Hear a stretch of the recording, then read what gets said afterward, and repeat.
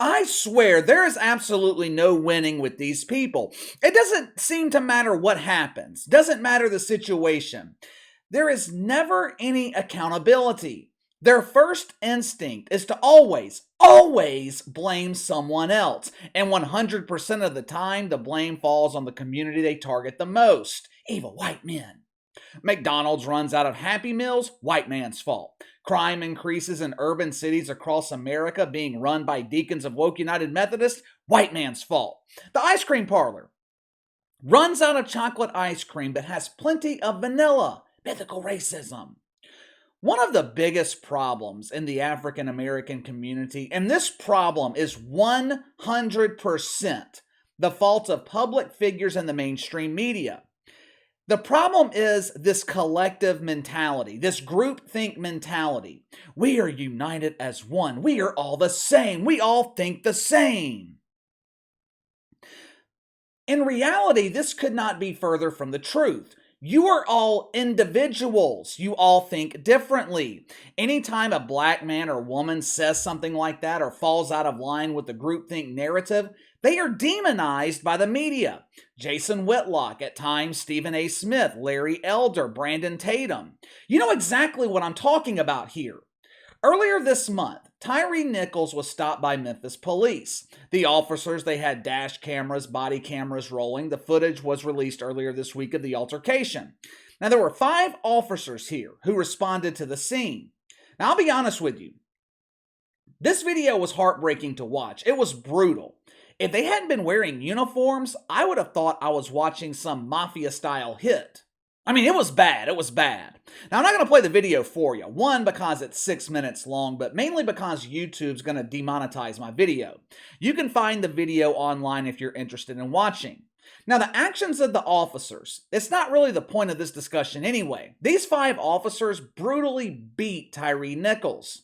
I don't know anything about him. I didn't feel the need to look up his background information, his past, because to me it was completely irrelevant. Tyre Nichols did not deserve to go out like that.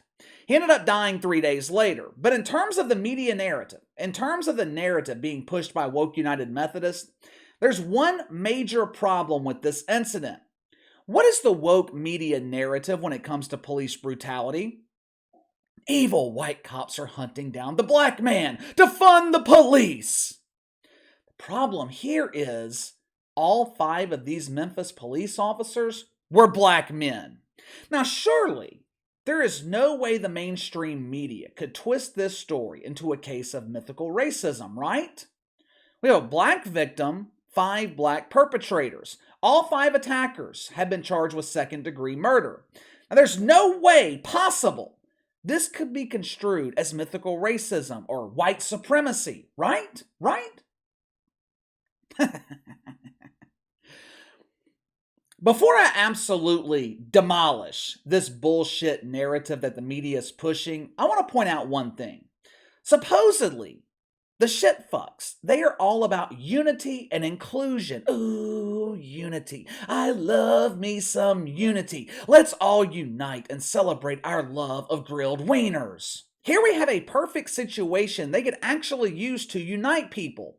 In most cases where there is police-involved violence, you can make a strong case that the cops were justified in their actions. Now, some may agree with it, others may disagree. But here we have a case where I think 99% of normal people can agree the cops were absolutely in the wrong. This was a clear case of actual police brutality, nothing mythical about it. But instead of the shitfucks trying to unite us, the mission they constantly claim as their own, they are using Tyre Nichols to further divide us on race. There was not one white person involved in this incident, not one, yet somehow the death of Tyre Nichols is being blamed on mythical white supremacy. Let's start with LeBron James, because LeBron James is once again talking out of both sides of his ass. LeBron co-signed this from some birthing person named Brittany Packnett Cunningham.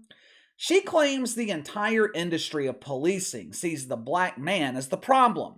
Now, this is a very dangerous narrative to push, which is the reason she's pushing it.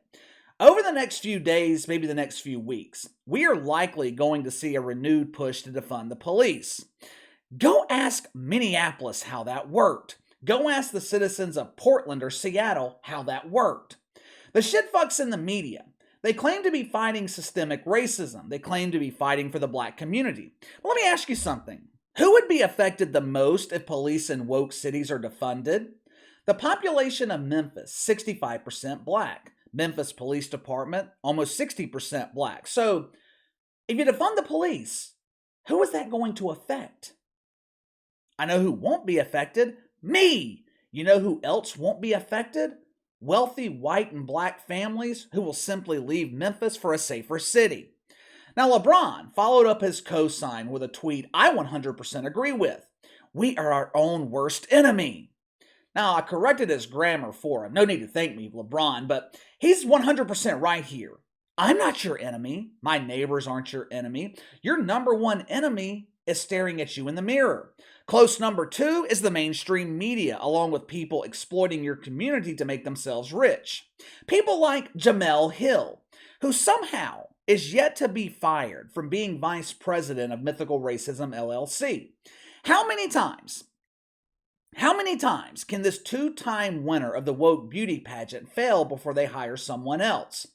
At least Al Sharpton is impactful with his message of mythical racism. I find Joy Reid to be detestable, but at least the Wicked Wig has an audience. Jemele Hill is a consistent failure, but she never lets a crisis go to waste. She took the opportunity to use the death of Tyre Nichols to spread more lies about white supremacy. Just look at the condescending nature of this tweet. I need you peasants to understand. The entire system of policing is built on white supremacy violence. We see people under the boot of oppression carry its water all the time. Let me get this straight, because I'm really confused here. Is Jemele Hill trying to say these 5 officers in Memphis were brainwashed into turning against their own race? Is she saying the department trained them to single out black men? Is she actually saying these 5 officers were living under oppression? Does that make any sense to you? According to Jemele Hill, the city of Memphis, which is mostly black, along with the police department, which is mostly black, is actively training cops to destroy their own community. Oh, and by the way, her podcast, Jemele Hill is Untouched by Every Man in America, it was nominated for the NAACP Awards, which I find unbelievable since no one listens to her podcast. How can you nominate a podcast and a birthing person who has absolutely no impact on the culture or the industry? Anyway, moving on.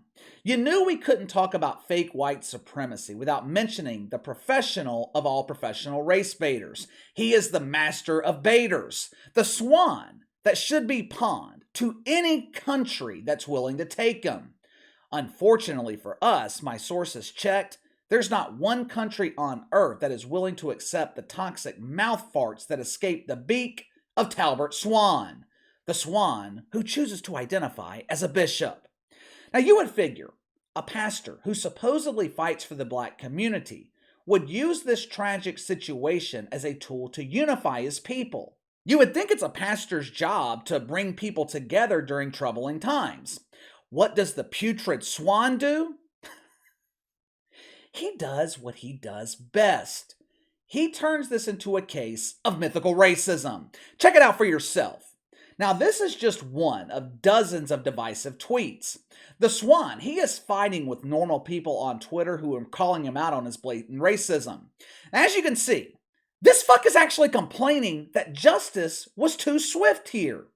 If white cops would have been responsible, it would take months for them to be held accountable. When black officers are responsible, justice is served quickly. This is systemic racism!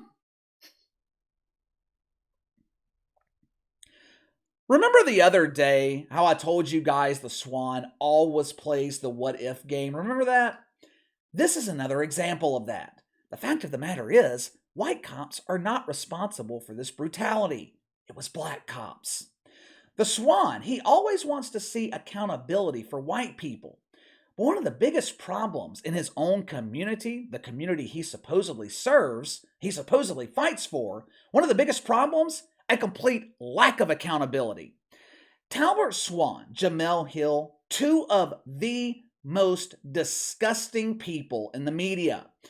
I was never a Trumper. I'm not a Trumper. But Donald Trump, he was kicked off social media for, I don't even remember the reason. I know what he was doing was nowhere near as dangerous or as divisive as the divisiveness coming from Talbert Swan. Now, I will never advocate for the silencing of speech, but we are constantly seeing people silenced for far less. That doesn't mean I like it, it's just what is. Now, with that being the case, how does Talbert Swan still have a platform on social media? As I was finishing the prep for this video this afternoon, the NFL sent out a statement about Tyre Nichols. Now, what does Tyre Nichols have to do with professional football? Hell if I know. In their statement, the NFL said, "We are dedicated to fighting the inequities plaguing our society." What the hell does equity have to do with this? This statement from the NFL was filled with woke boner words. It was nothing but a virtue signal. Injustice, inequity, social justice, fight for change, fight for change. Give me a fucking break. The shitfucks, they are going to use this tragedy in Memphis to further their own agenda. They are going to spin this into a systemic problem. But this was not a systemic issue. It was an individual issue.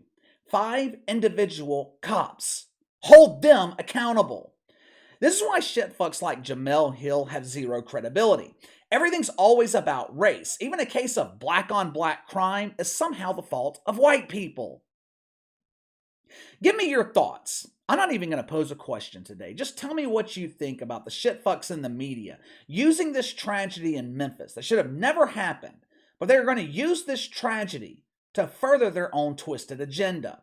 Sound off in the comments below. Make sure to like and subscribe. Click the notification bell to receive all notifications from the channel. Best way to contact me is by email at btlkc84@gmail.com, KC_BTL84 on Twitter. I'll see you guys tomorrow.